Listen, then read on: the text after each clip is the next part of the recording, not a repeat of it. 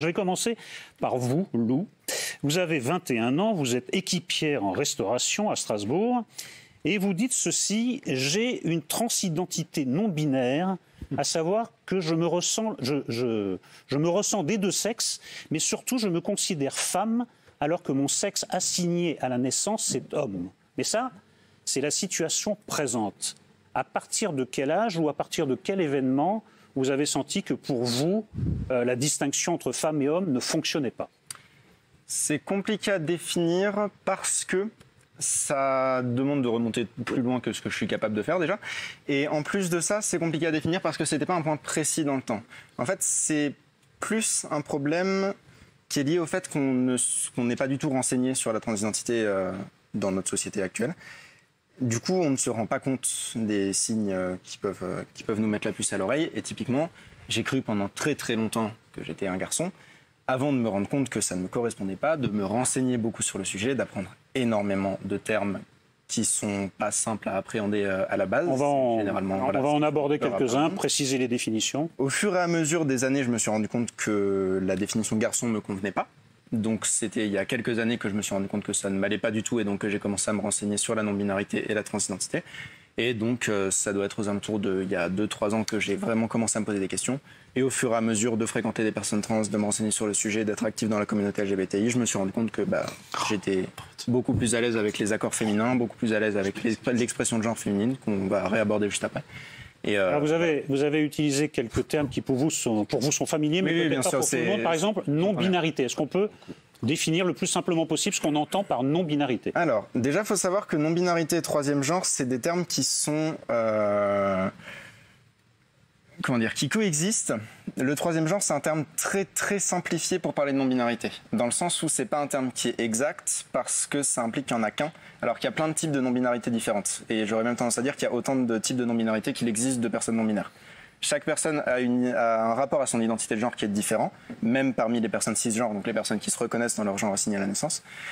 Et donc chaque personne va appréhender au fur et à mesure de sa vie ce qui lui correspond.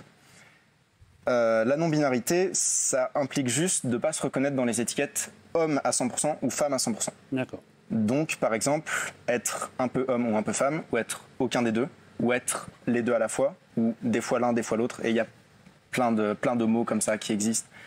Mais dans l'ensemble, la définition la plus simple, c'est ne pas se reconnaître 100% homme ou 100% femme. Alors, il y a un sujet qu'on va évidemment aborder dans le détail, mais je voudrais juste l'effleurer avec vous. Dans votre vie quotidienne, cette indétermination, comment c'est reçu par votre entourage? Là, vous avez l'air très à l'aise pour en parler en public. Est-ce que dans la vie quotidienne, ça se passe toujours aussi bien? Non, c'est pas la première fois que j'ai ce discours-là, et c'est pour ça que j'ai l'air à l'aise, c'est que je le fais peut-être 3 fois par semaine. À toutes les nouvelles personnes que je rencontre, avec qui je me sens suffisamment à l'aise, à toutes les personnes de ma famille qui n'ont pas été au courant pendant un temps, de mon entourage, de mon travail. J'ai la chance d'avoir un entourage qui est très compréhensif. Mais le fait est que c'est un discours qu'on a beaucoup parce que souvent les personnes ne sont pas renseignées en s'adressant à nous, et vu que nous on l'est parce qu'on est passé à travers tout ça, on va éduquer au fur et à mesure les personnes, et vu qu'on le fait très souvent, on a tendance à connaître les bons termes. De manière générale, dans ma vie de tous les jours, je me définis avec des accords au féminin parce que c'est plus simple. Mais après, effectivement, chaque vécu est différent, chaque personne se définit d'une manière différente en fonction de ce qu'elle ressent. De mon côté, c'est vraiment plus je suis une femme, transgenre, non-binaire. Mes proches le savent, mes collègues le savent, ma famille le sait. La plupart des gens le prennent bien. Parfait. Voilà. Alors j'ai demandé aux chroniqueurs de se prononcer pour ou contre la reconnaissance d'un troisième genre.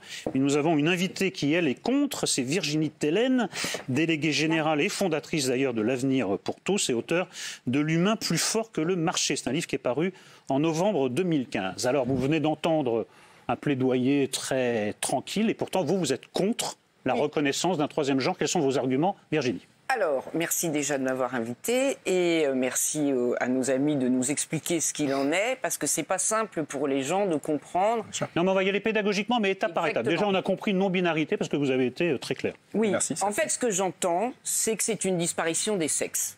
D'ailleurs, le terme genre remplace le terme sexe.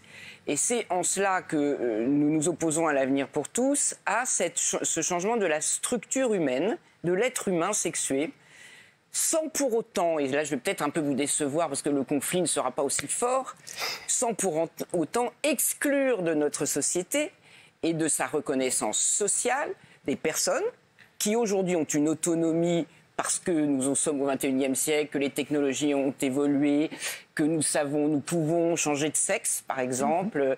Je le vis de façon très proche en ce moment dans ma famille, par des gens qui sont très proches de nous. Mais pour autant, comme je le défendais déjà il y a 8 ans, nous pensons qu'il ne faut pas, dans la vision de l'avenir de l'humanité, il ne faut pas effacer les sexes. Attendez, moi, c'est pas ce que j'ai entendu. J'ai entendu qu'on rajoutait, au contraire, une catégorie. On n'efface pas les deux autres. Il y a hommes, femmes, autres. Donc il ne s'agit pas d'effacer hommes et femmes, mais de rajouter une catégorie. Si nous prenons toutes les précautions pour ne pas effacer les deux sexes, surtout en termes, non pas de l'individualité des personnes qui s'autodéterminent, absolument aujourd'hui elles le peuvent, mais, et c'est là où j'en viens toujours, à la génération qui va venir et qui ne doit pas être modifiée, génétiquement, parce que c'est quand même de cela aujourd'hui qu'il est question.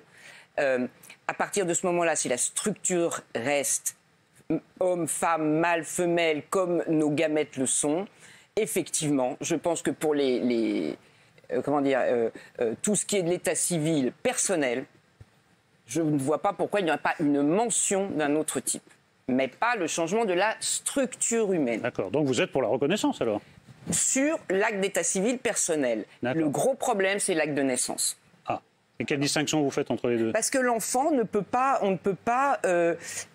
d'ailleurs c'est à vous que je pose la question, effacer la sexuation de l'origine des enfants. C'est-à-dire que est-ce qu'ils viennent d'un homme ou d'une femme et est-ce qu'ils se reconnaissent avec leurs gamètes assignés à l'homme ou à la femme. Et là, on est dans la transmission de la structure humaine.